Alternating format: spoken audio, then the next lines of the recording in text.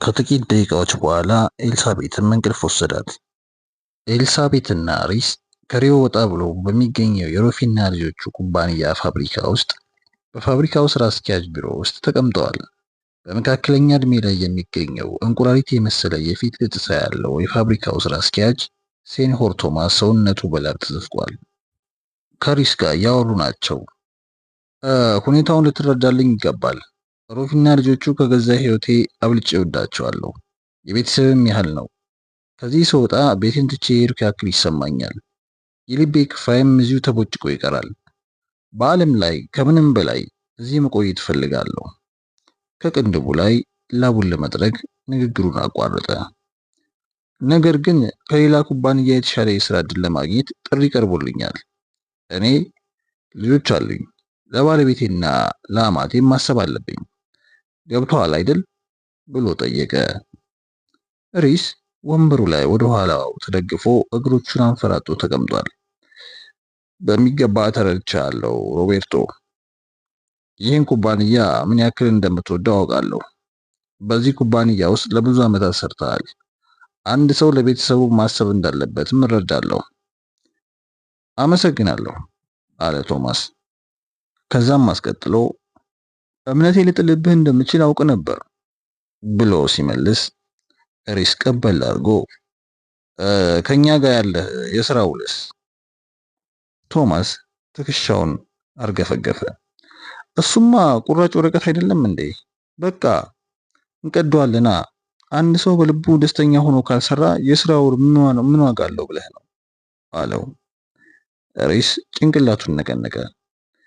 ቶማስ እኛም እኮ እዚህ ድረስ የመጣ ነው አንተ ልባዊ ደስታ እንድታገኝ ለማድረግ ነው። ቶማስ እፎይታ ተሰማው። አረ ግን እኮ በጣም ዘግይታችኋል። እኔ በአንድ ሌላ ኩባንያ ውስጥ ተቀጥሬ ለመስራት ተስማምቻለሁ። ቀጣሪዎችህ እስር ቤት ልገባ መሆኑን ያውቃሉ?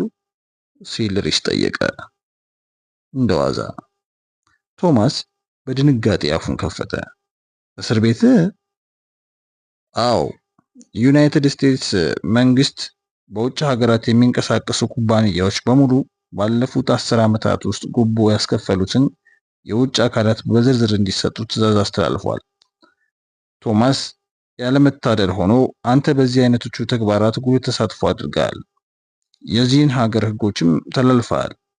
እኛ አንተን እንደ ታማኝ የቤተሰቦች አባል አይተንህ ስለምንቆጥርህ አሳልፈን ላንሰጥህ አቅደን ነበር። እኛ ጋር የማትሰራ ከሆነ ግን ይህንን የምናደርግበት ምክንያት ላይኖረን ነው። አይደለም እንዴ ቶማስ? የቶማስ ፊት በአንድ ጊዜ አመድ መሰለ። እኔ እኮ ተግባሩን የፈጸምኩት ለኩባንያው ስል ነው ሲል ተቃወመ። ደግሞም የተሰጠኝን ትዕዛዝ ተከትዬ ነው። ሪስ በሐዘኔታ ጭንቅላቱን ነቀነቀ። በእርግጥ ትክክል ነህ ቶማስ። ደግሞም ይህንን ሁኔታ በፍርድ ሂደቱ ላይ ለመንግስት መግለጽ ትችላለህ። ሪስ ከተቀመጠበት ተነሳና ለኤልሳቤጥ ተመልሰን ወደ መጣንበት ብንሄድ ሳይሻል አይቀርም አላት። እንዴ ቆይ እንጂ አለ ቶማስ ጮክ ብሎ። በዚህ አይነት ሁኔታ አጥላችሁኝ ልትሄዱማ አትችሉም። ግራ የተጋባ ትመስላለህ። ልትሄድ የተዘጋጀህ እኮ አንተ ነህ መለሰለት ሪስ። ቶማስ በድጋሚ ቅንድቡ ላይ የጤዘውን ላብ ጠረገ። ከንፈሮቹ ተንቀጠቀጡበት። ወደ መስኮቱ ሄዶ ወደ ውጭ ተመለከተ። በክፍሉ ከባድ ጸጥታ ሰፈነ። በመጨረሻም ፊቱን ወደ እነርሱ ሳያዞር በኩባንያ ውስጥ ከቆየሁ አሳልፋችሁ አሰጡኝ ብሎ ጠየቀ። በምንም አይነት አሳልፈን አንሰጥም፣ ሪስ አረጋገጠለት። ቀጭኑ ጠይም ሹፌር በማርቼዲሱ ወደ ከተማው መልሶ እየወሰዳቸው ነው። በጣም አስፈራራሁ እኮ አለችው ኤልሳቤጥ። ሪስ ራሱን ነቀነቀ። ኤልሳቤጥ እሱም ማጣት የለብንም። በዚህ ላይ የሚሄደው ወደ አንዱ ተቀናቃኛችን ነው። ስለ ራሳችን በጣም ብዙ ነገር ያውቃል። አሳልፎ ሊሸጠን ይችላል ብሎ መለሰላት። ኤልሳቤጥ ሪስን በአትኩሮ እየተመለከተችው ከሱ የምትማራቸው በጣም ብዙ ነገሮች እንዳሉ አሰበች። ምሽት ላይ እራት ለመብላት ወደ ሚራንዴላ መሩ። ሪስ ዘና ብሎ ደስ በሚል ሁኔታ ሲያጫውታት አመሸ። ኤልሳቤት ግን ከሚያወራባት ወሬ ጀርባ ለመደበቅና ስሜቱን በንግግር ከለላ ሊሸፋፍን እየሞከረ ያለ መሰላት። እራታቸውን በልተው ሲጨርሱ እኩለ ሌሊት አልፏል። ኤልሳቤት ከሪስ ጋር ብቻዋን ለመሆን ፈለገች። ወደ ሆቴላቸው ተመልሰው ሲሄዱ እንደሆነም ተስፋ አደረገች። እሱ ግን ከዚያ ይልቅ የምሽቱን የሪዮን ህይወት በጥቂቱ ላሳይሽ አላትና ይዟት ወጣ። ከዚያም ወደ ተለያዩ የምሽት ክበቦች ወሰዳት። ሪስን ሁሉም ሰዎች ያውቁታል። በየሄዱበት የሰዎችን ትኩረት እየሳበ ከሁሉም ጋር ያወራል። ጥንዶቹ እነሱ ወዳሉበት መቀመጫ መጥተው አብሯቸው እንዲሆኑ ይጋብዟቸዋል። ኤልሳቤትና ሪስ ለአንድ አፍታ እንኳ ያህል ለብቻቸው ሆነው አልተዝናኑም። ኤልሳቤት ሆን ብሎ በሰዎች እንዲከበቡ እያደረገ ያለ መሰላት። እነዚህ ሰዎች ከዚህ በፊት ወዳጆቹ ነበሩ፣ አሁን ግን ከሷ ጋር ነው። ታዲያ ለምን አስፈለጉት? ኤልሳቤት በእሷና በሪስ መካከል የሆነ የማይታይ ደንቃራ ነገር እንዳለ አውቃለች። ምንድን ነው የሚያስፈራው? ለምንስ ይፈራል? ለአራተኛ ጊዜ ቦታ ቀይረው በምሽት ቤት ክበብ ውስጥ ሲገቡ አንድ ደርዘን ከሚሆኑ የሪስ ጓደኞች ጋር ተቀላቀሉ።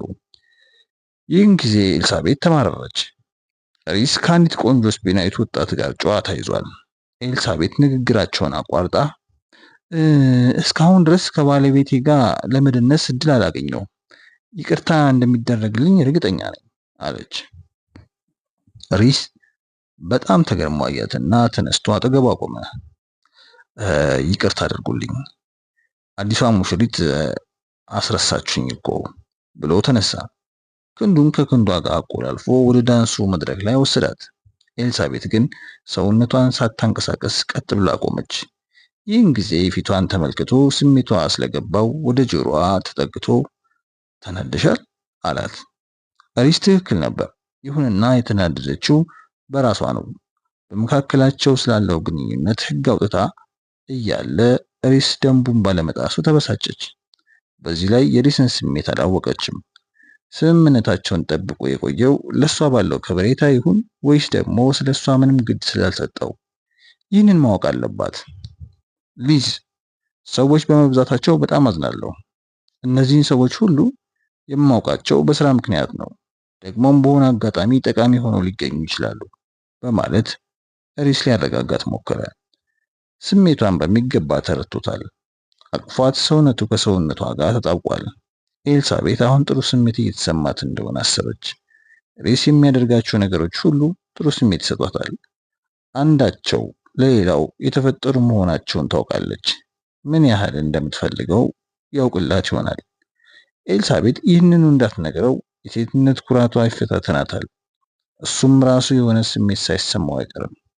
አይኖቿን ጨፍና የበለጠ ተጠግታ ተለጠፈችበት። ጊዜ ቀጥ ብሎ ቆመ።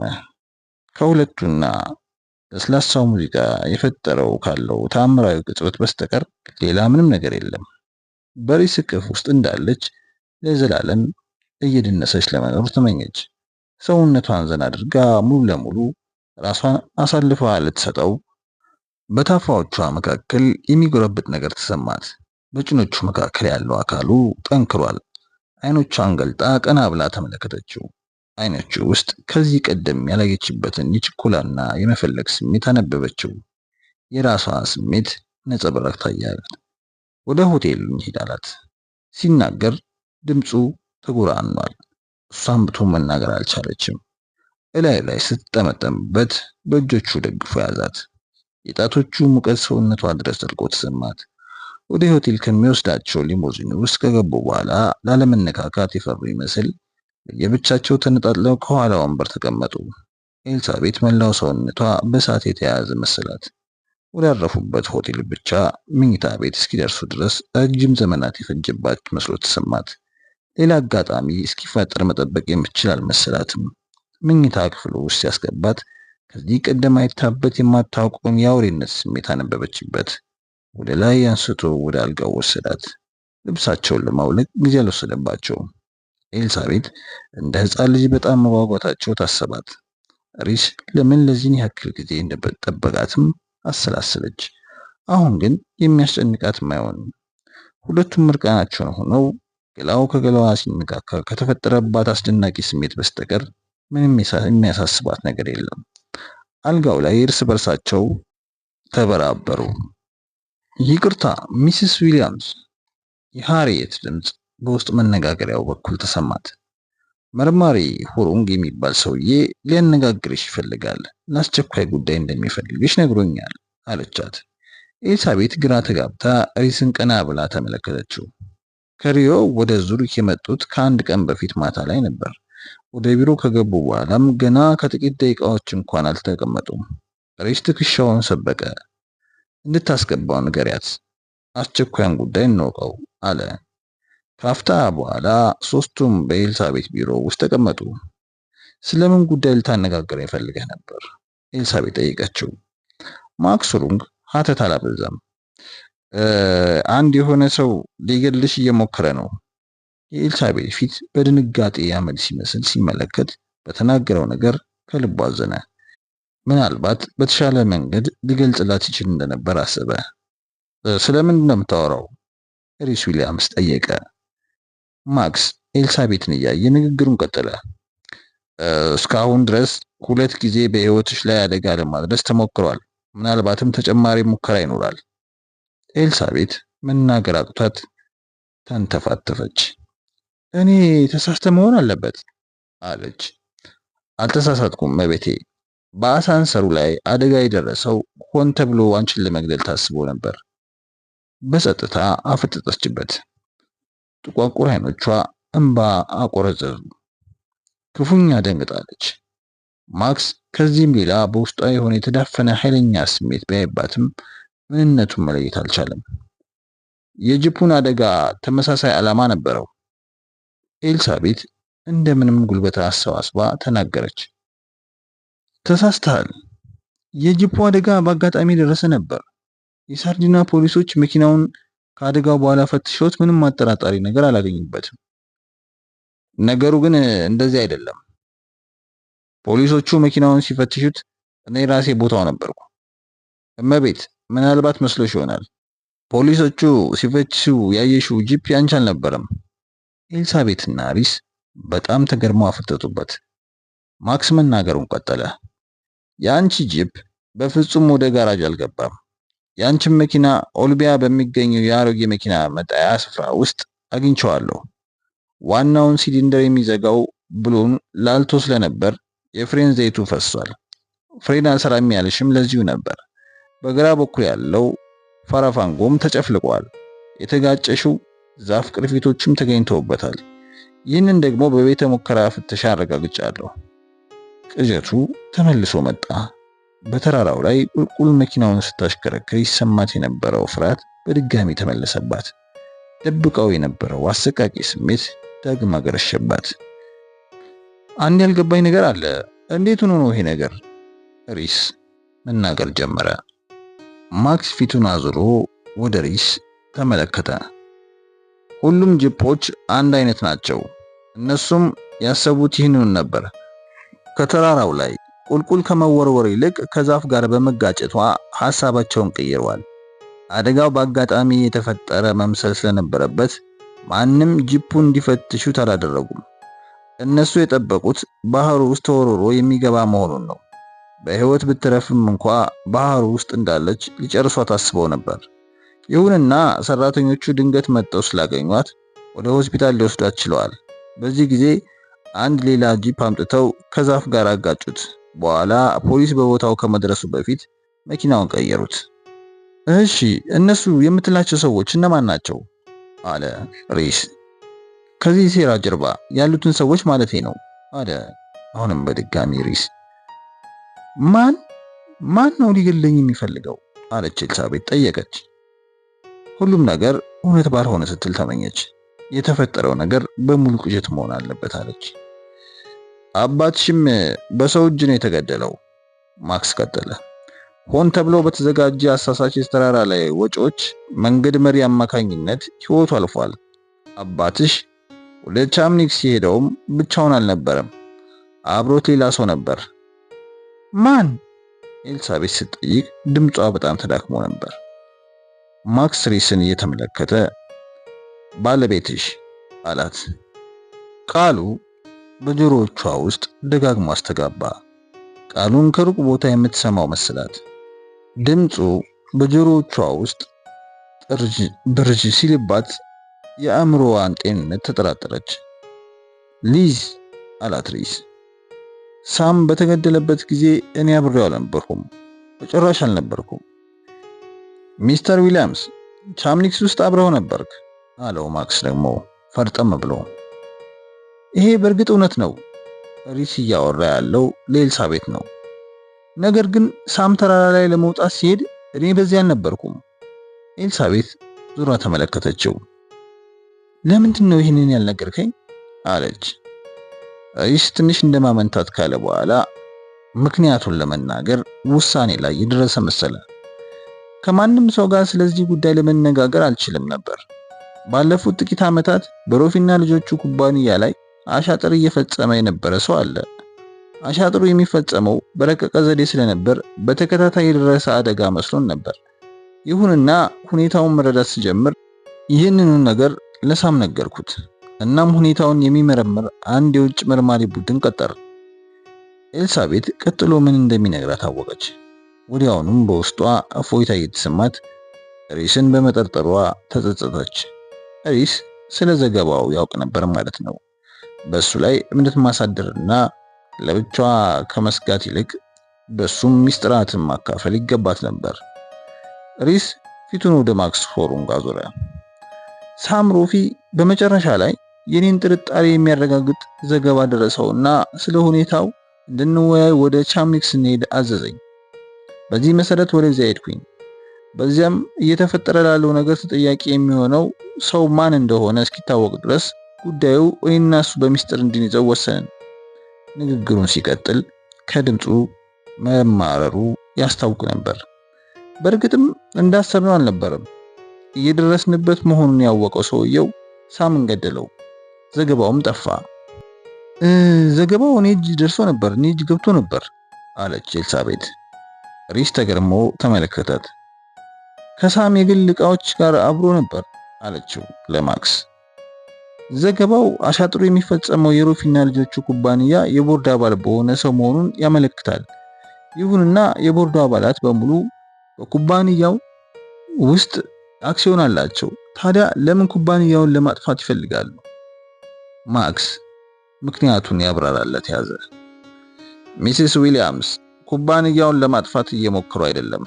ባንኮች ዕዳችሁን እንድትከፍሏቸው ጥያቄ ማንሳት እንዲጀምሩ የሚያደርግ ችግር ለመፍጠር እየሞከሩ ነው።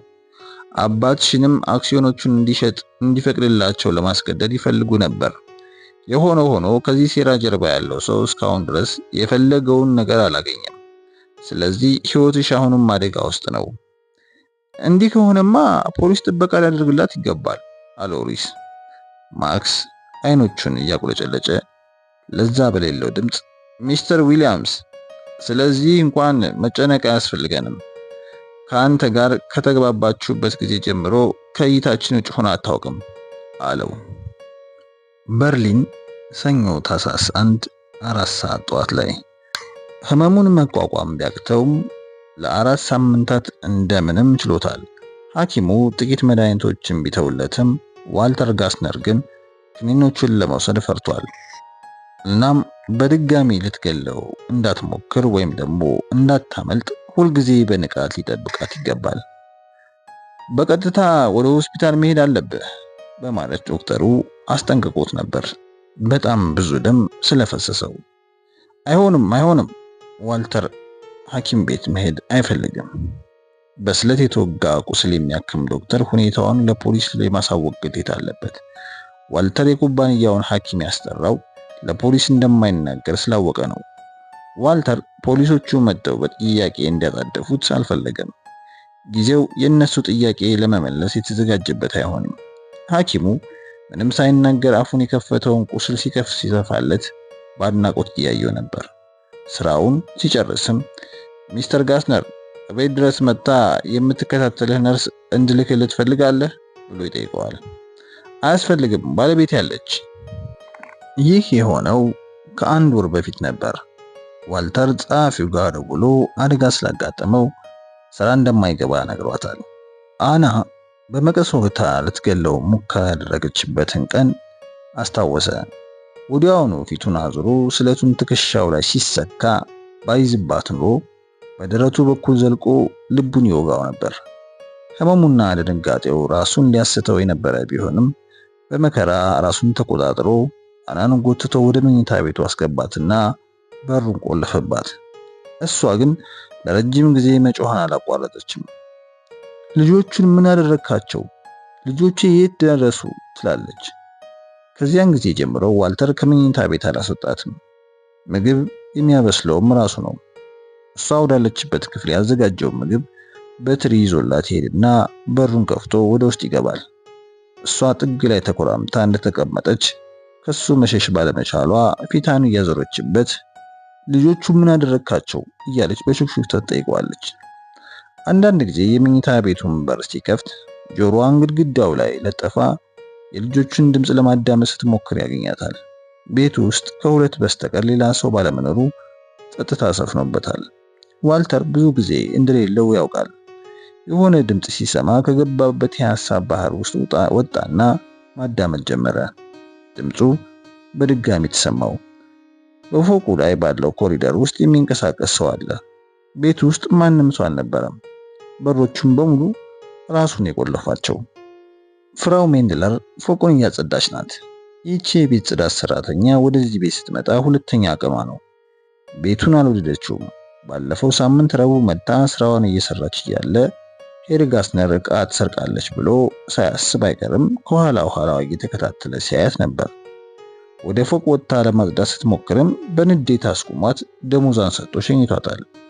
በሚያሳየው ባህሪ በጣም ፈርተዋለች። ዛሬ ግን ቤቱ ውስጥ አላየችውም። ፍራው ሜድለር ከሳምንት በፊት ወደ ቤቷ ይዛው በሄደችው ቁልፍ በሩን ከፍታ ነበር የገባችው። ከዚያም ወደ ፎቅ መጣች። ቤቱ ባልተለመደ መልኩ ጸጥታ ሰፍኖበታል። በመሆኑም ማንም በዚያ እንደሌለ ገምታለች። አንድን መኝታ ቤት ስታጸዳ የተቀየረ የቁስል ፕላስተርና ወርቃማ የመድኃኒት መያዣ ባኮ ወለሉ ላይ ተጥሎ አግኝታለች። በኮሪደሩ አቋርጦ ወደ ቀጣዩ መኝታ ቤት በመሄድ በሩን ለመክፈት ሞከረች። ይሁንና በሩ ተቆልፏል። የበሩ መቆለፍ አዲስ ነገር ሆነባት። ምናልባትም ውስጥ ከፍተኛ ዋጋ የሚያወጣ ንብረት ሊኖር እንደሚችል አሰበች። የበሩን እጀታ በድጋሚ አዞረችው። ድንገት ከበሩ ኋላ የአንዲት ሴት የሹክሹክታ ድምፅ ማን ነው ብሎ ጠየቃት። ፍራው ሜሪላንድ ደንግጣ የበሩን እጀታ ለቀቀችው። ማን ነው በዚያ ያለው? ቤት የማጸዳዋ ሴት ፍራው ሜሪላ ነኝ። መኝታ ቤቱን እንዳጸዳለው ይፈልጋሉ ብላ ጠየቀች። በሩ ስለተቆለፈብኝ መግባታችን። ድምፁ ከፍ አለ። ተናጋሪዋ ጥርጣሬ እንዳደረባት ታስታውቃለች። እባክሽን እርጅኝ፣ ፖሊስ ጥሪልኝ። ባለቤቴ ልጆችን እንደገደልን ንገሪያቸው። እኔንም ሊገለኝ ነው። ቶሎ በይ፣ ከመውጣቱ በፊት ከዚህ ቤት ወጥተሽ። ድንገት አንድ እጅ የፍራው ሜሪላንድን እጅ ይዞ ጎተታት። ፊቷን ስታዞር አፍጥጦ የሚያያትን የሄርጋስነር ፊት ተመለከተች። ፊቱ ገርጥቶ ጣረሞት መስሏል። እዚህ ቆመሽ የምታነፈንፊው ምን አይተሽ ነው? ክንዷን አጥብቆ ስለያዛት በጣም አመማት።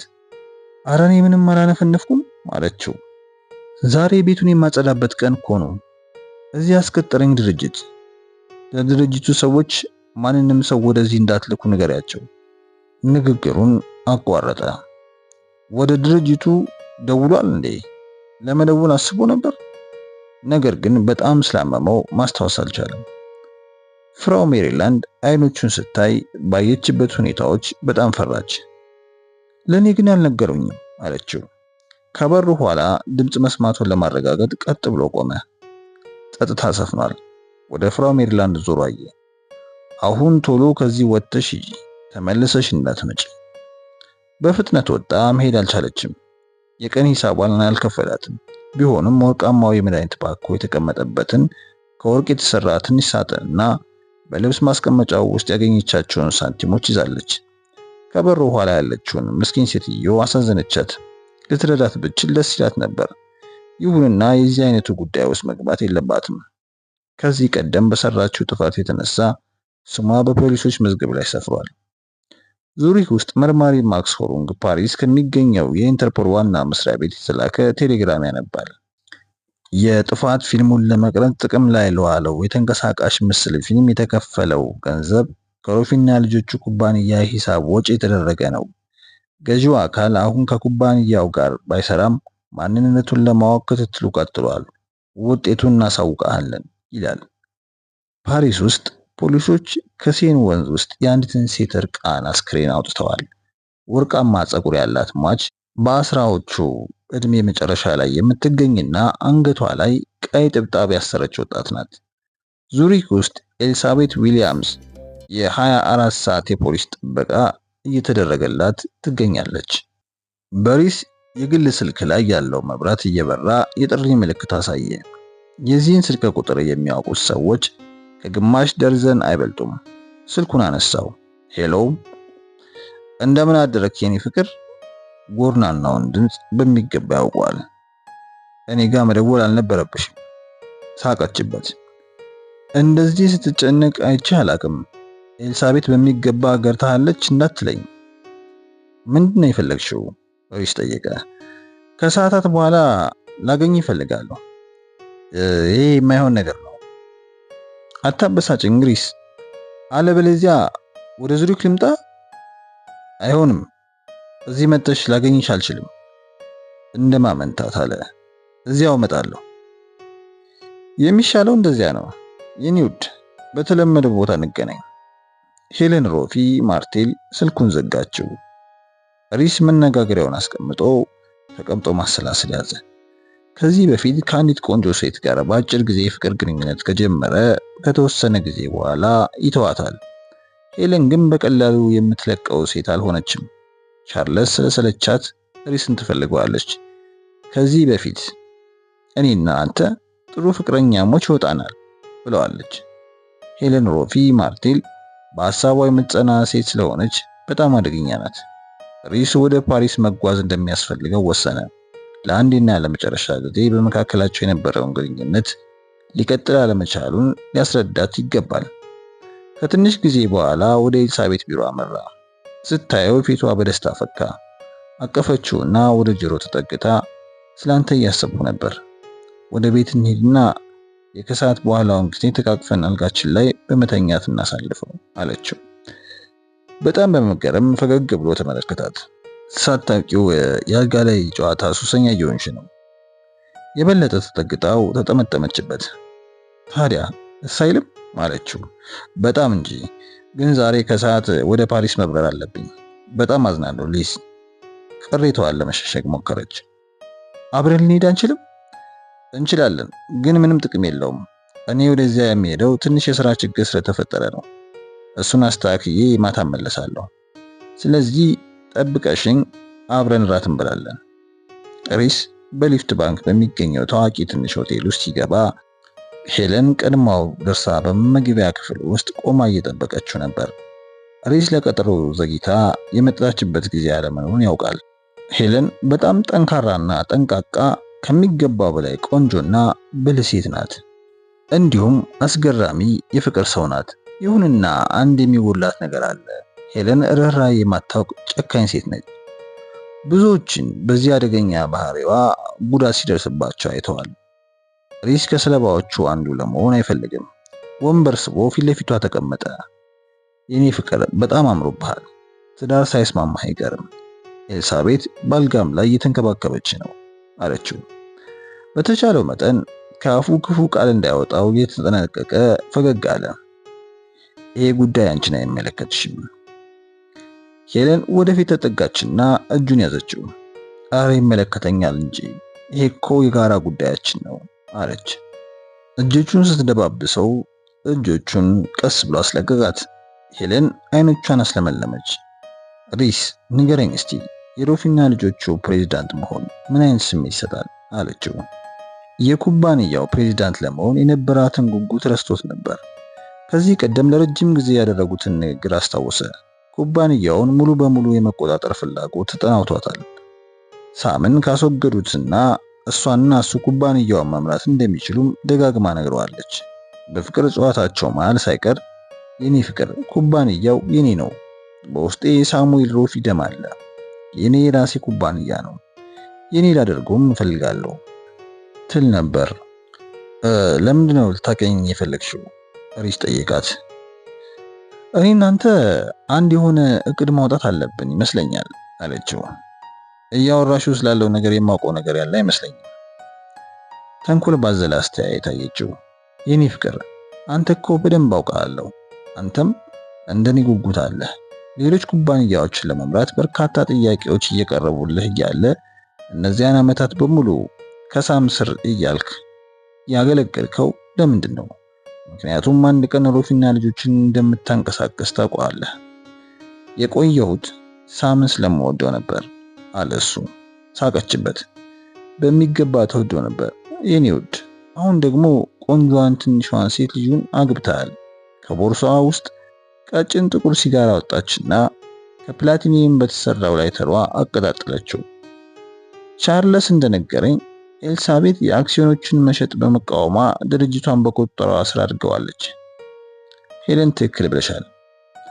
አደጋ ቢደርስባት የእሷን ንብረት የምትወርሰው አንተ እንደሆንክ ማሰብህ እንደማይቀር እርግጠኛ ነኝ ያለችውን ሲሰማ ሪሽ ለረጅም ጊዜ አፍጥጦ ተመለከታት።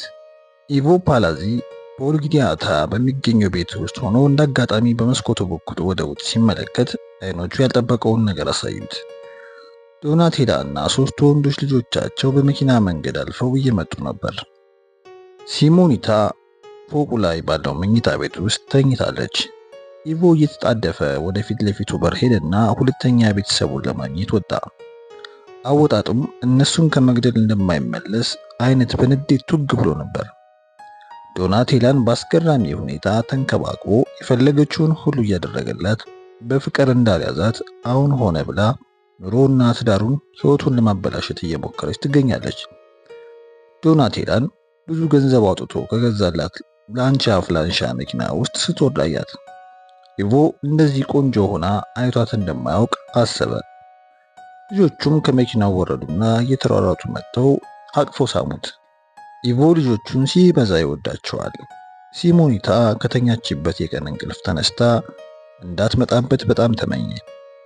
ባለቤትህን ለማግኘት ፈልጌ ነው የመጣሁት አለችው ዶናቴላ ፍርጥም ብላ። ወደ ልጆቹ ዙራ አየች። ልጆች ወደዚህ ኑ፣ እንዳትሄዱ ኢቮ ልጆቹን አዘዛቸው። እንግዲህ እንዴት አድርገህ ልታስቆማቸው ነው? ዛሬ ባላገኛት ነገ መጥቻ አገኛታለሁ። ሁኔታዋ ኢቮን በጣም አሰጋው። ማምለጫ ቀዳዳ የለም። በስንት መከራ ታግሎ እዚህ ድረሰውን የህይወቱን ጉዞ እሷም ሆነ ሌላ ሰው ሊያበላሹበት አይችሉም። ይህንን ደግሞ በደንብ ያውቀዋል። ኢቮ ራሱን እንደ ጨዋ ሰው አድርጎ ይቆጥራል። ምን ማድረግ እንዳለበት በሚገባ ያውቃል። ለራሱ ብቻ ሳይሆን ለሲሞኒታም ሆነ ለዶናቴላ እንዲሁም ለልጆቹ ሁሉ ሲል ለማድረግ የሚገደደውን ነገር በጣም ይጠላዋል። የፈለግሽውን ገንዘብ ሰጥቻለሁ ኢቮ ቃል ገባላት። 5 ቀናትን ብቻ ስጭኝ። ዶናቴላ አይኖችን አተኩራ እያየች ከ5 ቀን እንዳያልፍ አለችው። ለንደን ውስጥ ሰር ኤሌክ ኒኮላስ በምክር ቤት ስብሰባ ላይ በተነሳው ጉዳይ ኃይለኛ ክርክር ይዟል። የብሪታንያ ኢኮኖሚ ያሽመደመዱት ስለሚገኙት የሥራ ማቆም አድማዎች ጋር በተያያዘ ወሳኝ የሆነ የፖሊሲ ለውጥ መደረግ እንዳለበት ለአባላቱ ለማስረዳት ንግግር እንዲያደርግ ተመርጧል። ድንገት ባለፉት ጥቂት ሳምንታት ስለደረሱት የስልክ ጥሪዎች አሰበ። በያለበት ስልክ ይደወለታል። በክበቡ ውስጥም ይሁን ፀጉር ቤት፣ ምግብ ቤትም ውስጥ ይሁን የሥራ ስብሰባ ላይ ያለማቋረጥ የስልክ ጥሪዎች ይከተሉታል። ደዋዮቹ የሚገኙባቸውን ቦታዎች ስልክ ቁጥሮች ማግኘት ችለዋል። እሱም ቢሆን ስልኩን ይዘጋዋል እንጂ አላነጋገራቸውም። እየጠየቁት ያሉትን ነገር ካደረገላቸው በኋላም በዋዛ እንደማይለቁት ያውቃል። አንድ ጊዜ በቁጥጥራቸው ስር ከዋሉት ደግሞ የአክሲዮን ድርሻዎችን ጠቅልለው ለመውሰድ የሚችሉበትን መላ ስለማያጡ በአቋራጭ ሁሉንም መድኃኒቶች የሚያመርት አንድ ትልቅ የመድኃኒት አምራች ባለቤት ይሆናሉ። በሕይወት እያለ የዚህ አይነቱ ነገር ሲፈጠር ማየት የለበትም። አንደኛውን ጨርቁን ጥሎ እስኪያብድ ድረስ በቀን 4 እና 5 ጊዜ እየደወሉለት ነው። ዛሬ ግን አልደወሉለትም። እናም ተጨንቋል። ጠዋት ቤቱ ሆኖ ቁርስ ሲበላ እንደሚደውሉለት ጠብቆ ነበር። በዋይት ክበብ ምሳ ሲበላም እንደገና እንደሚደውሉለት ጠብቆ ነበር። እነሱ ግን አልደወሉለትም። የሆነ ሆኖ ዝም ማለታቸውን አልወደደውም። እንዲያውም ከማስፈራሪያቸው የበለጠ ጸጥታቸው አስጨንቆታል። የመጥፎ ነገር ምልክት መስሎ ስለታየውም ከጭንቀት መላቀቅ አልቻለም። አሁን ለምክር ቤቱ አባላት ንግግር ሊያደርግ እየተዘጋጀ በመሆኑ እነዚህን ሐሳቦችን ከአእምሮ ለማውጣት ሞከረ። እናም ንግግሩን ጀመረ። እንደኔ ለሰራተኛው መደብ በጣም የሚቆረቆርና ሽንጡን ገትሮ የሚከራከር ሰው የለም። አገራችንን ታላቅ ያደረጋት የሰራተኛ ኃይላችን ነው። የፋብሪካዎቻችን ማሽኖች የሚንቀሳቀሱት እኛም የዕለት ጉርሳችንን የምናገኘው በሰራተኛው ጉልበት ነው። እነሱ እውነተኛዎቹ የሀገራችን ምርጥ ልጆች ናቸው። የእንግሊዝ ጀርባ አጥንቶችም ናቸው። ከሌሎች ሀገራት በልጠን የምንታየው በሰራተኞቻችን ነው። ንግግሩን ቆም አደረገ። ይሁንና በየትኛውም ሀገር ቢሆን የተወሰነ መስዋዕትነት የሚከፍል ግድ የሚሆንበት ጊዜ እንዳለ ይታወቃል። የሚናገረው ቀደም ሲል በጽሁፎች ያዘጋጀውን ንግግር ቃል በቃል እያስታወሰ ነው።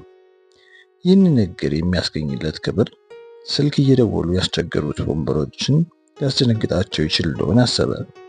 እነሱ ተራ ወንበዴዎች ናቸው። እሱ ግን የሰርነት ማዕረግ ተሰጥቶት የፓርላማ አባል መሆን የቻለ የተከበረ መኳንንት ነው። ምንም ሊያደርጉለት አይችሉም። እነሱም ምንም ሊያደርጉት አይችሉም። በምንም አይነት ከዚህ በኋላ ወደ እሱ ስልክ አይደውሉም። ከአሁን ሰዓት ጀምሮ በሰላም ኑሮውን ይመራል። ሰር ኤሌክ ንግግሩ ሲጨርስ ከኋላው የተቀመጡትን አባላት ለረጅም ጊዜ ያጨበጨቡለት። ከመነጋገሪያው መድረክ ላይ ወርዶ የክብረ ቦታውን ለመያዝ ወደ ወንበሩ ሲያመራ አንዱ የስብሰባ አስተናባሪ ወደ እርሱ መጣና ሰር ኤሌክ አንድ መልእክት አለዎት አለው። ኤሌክ ዞር ብሎ አየው። አቤት ምንድነው ሲል ጠየቀ።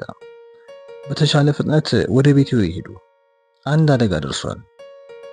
ኤሌክ ወደ ቤቱ ሲደርስ ቪቪያን ተሸክመው አምቡላንስ ውስጥ እያስገቧት ነበር። ዶክተሩ አጠገቡ አለ። ኤሌክ መኪናውን ኩርባው ላይ ያቆመና ዘሎ ወረደ። ቪቪያን ራሷን ስታለች። የገረጣውን ፊቷን ተመልክቶ ወደ ዶክተሩ ዞረና ምንድነው የተፈጠረው ሲል ጠየቀ።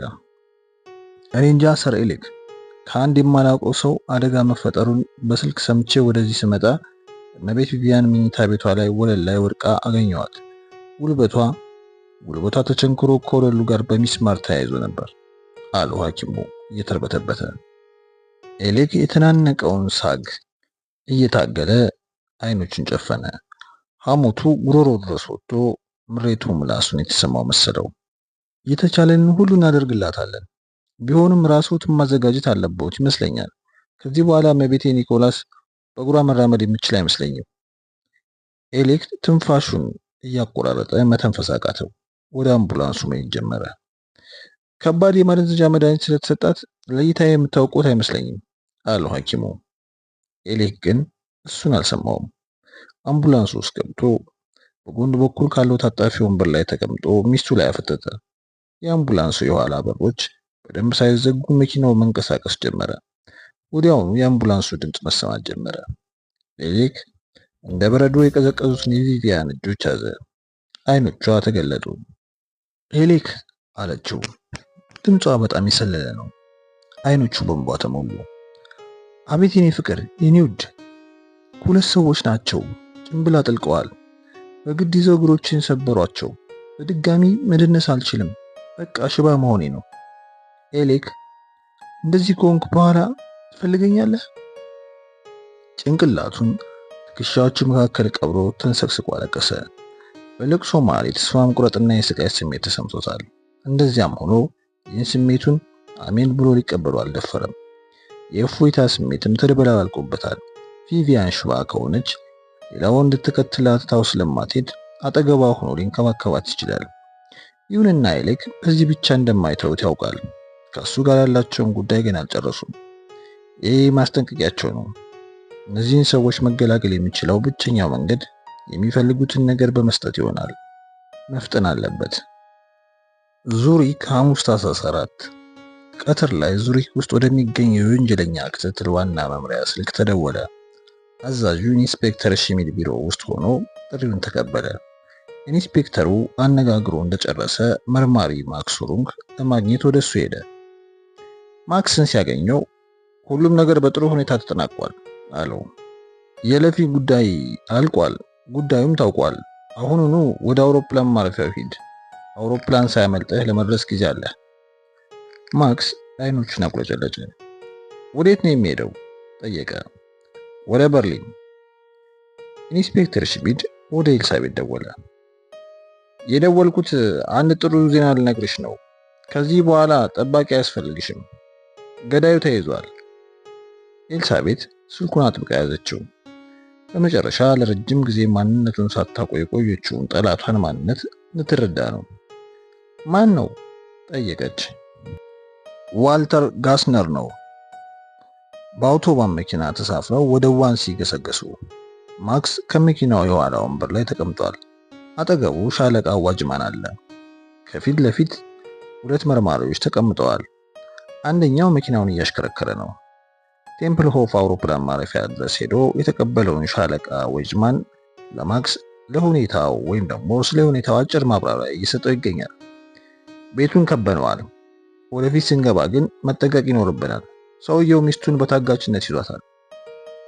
ዋልተር ጋስነር ላይ የደረሳችሁበት እንዴት ነው ብሎ ጠየቀ። በአንተ አማካኝነት ነው። እዚህ እንድትመጣ አይጠራንህም ለዚህ ነው። ማክስ ግራ ተጋባ። በአንተ አማካኝነት ነው ያልከኝ? አዎና፣ አንተ ወደ አእምሮ ሐኪሙ ዘንድ ሄዶ እንደነበር ስለነገርከን ወዲያውኑ መርማሪዎችን ሌሎችም ሐኪሞች አሰማርተን ማጣራት አደረግን። በዚህ መሰረት የጋስነር ሁኔታ እየነገርናቸው እነሱ ዘንድ ሄዶ እንደሆነ ስንጠይቅ ለችግሩ እርዳታ ለማግኘት ሲል ወደ ብዙዎቹ ሐኪሞች መሄዱን አወቅን። ሁልጊዜ የተለያዩ ስሞችን እየተጠቀመ ሲያነጋግራቸውና ሲሸሽ ቆይቷል። የአእምሮ ህመም እንዳለበት በሚገባ ያውቃል። ከጥቂት ወራት በፊት ባለቤቱ ወደ ፖሊስ ደውላ ነበር። ከመርማሪዎቻችን አንዱ ሁኔታውን ለማጣራት ወደ እነሱ ቤት ሲሄድ ነገር ግን ችግር አለመኖሩን ገልጻ አሰናብታዋቸዋለች። መኪናው ወደ ጎን ታጠፈ። ዋልተር ጋስነር ቤት ለመድረስ ጥቂት ደቂቃዎች ቀርተዋቸዋል። ዛሬ ጠዋት አንዲት ፍራው ሜሪላንድ የተባለች የጽዳት ሰራተኛ ስልክ ደወለችልን። ሰኞ የነጋስነርን ቤት ለማጽዳት ወደዚያው ሄዳ እንደነበርና በመኝታ ቤቷ ውስጥ ተቆልፎባት ከምትገኘው ሚስስ ጋስነር ጋር መገናኘቷንም ነገረችን። በተቆለፈው በር በኩል ያነጋገረቻት ሚስስ ጋስነር ባለቤቷ ሁለት ልጆቻቸውን እንደገደለና እሷንም ሊገላት መሆኑን ነገረቻት። ማክስ ተቁለጨለጨ። ይህ የሆነው ሰኞ ከሆነ ሴትዮዋ ለምን እስከዛሬ ጠዋት ድረስ ሳትደውላችሁ ቆየች? ፍራው ሜንድለር ከረጅም ጊዜ በፊት ስሟ በፖሊስ የወንጀለኞች መዝገብ ላይ የሰፈረ ሴት ናት። ስለዚህ እኛ ጋር ለመምጣት ፈርታ ነበር። ትናንት ማታ ለወንድ ጓደኛዋ ሁኔታውን ስትነግረው እሱ ወደኛ መደወል እንዳለባቸው አሳመናት። ዋንሲ የተባለው አካባቢ ሲደርሱ መኪናቸውን ከነጋስነር የመኖሪያ ቤት በር ላይ ራቅ ብሎ ከሚገኝ የሲቪል ታርጋ ያለው መኪና ጀርባ ቆሙ። አንድ ሰውዬ ከመኪናው ወርዶ እየታደፈ ወደ ማክስና ሻለቃ ዋጅማን መጣ። ሻለቃ፣ አሁንም በቤቱ ውስጥ ነው ያለው። በቤቱ ዙሪያ በቂ የሰው ኃይል አሰማርቻለሁ። ሴትዮዋ በህይወት መኖሯን አውቃችኋል? አላወቅንም ጌታዬ። የመስኮቱ መጋረጃዎች በሙሉ ተሸፋፍነዋል። መልካም፣ እንግዲህ ፈጠን ብለን ስራችንን በጸጥታ እንስራ። ሁሉም ቦታውን ያዝና በ5 ደቂቃ ውስጥ እንቀጥላለን። ሰውየው በጥድፊያ ሄደ። ሻለቃ ዋጅማን መኪናው ውስጥ ገባና አነስተኛ የመነጋገሪያ ሬዲዮን አወጣ። በፍጥነት ትዕዛዝ መስጠት ጀመረ። ማክስ እሱን እያዳመጠ አልነበረም። ከጥቂት ደቂቃዎች በፊት ሻለቃውን ስለነገረው ነገር እያሰላሰለ ነው። አንድ ያልጣመው ነገር አለ። ይሁንና እሱ ሊጠይቀው ጊዜ አላገኘም። ሰዎቹ በዛፎችና በቁጥቋጦዎች እየተከለሉ ወደ ቤቱ መጠጋት ይዘዋል። ሻለቃ ዋጅማን ማክስን ዙሮ አየው። ሁሩንግ አትመጣም እንዴ አለው። ማክስ በርካታ ሰዎች ወደ አትክልት ስፍራው ዘልቀው ሲገቡ ተመለከተ። አንዳንዶቹ የጥይት መከላከያ ልብስ ለብሰው አቅርቦ የሚያሳይ መነጽር ያለው ጠመንጃ ይዘዋል። ሌሎቹ አስለቃሽ የጋዝ ጢስ የሚተኩስ መሳሪያ ታጥቀዋል። ሁሉም ተልኳቸውን በሚገባ እየፈጸሙ ናቸው። ሻለቃ ዋጅማን ያሳየውን ምልክት ተከትሎ በምድርና በፎቅ ቤቶቹ መስኮቶች በኩል በአንድ ጊዜ አስለቃሽ ጋዞችን ተተኮሰ። ወዲያውኑ የጢስ መከላከያ ጭንብል ያጠለቁ ሰዎች የፊት ለፊትና የኋለኛውን በሮች ገንጥለው ገቡ። ከነሱ ጀርባ ያሉት መርማሪዎች ሽጉጦቻቸውን ደቅነዋል።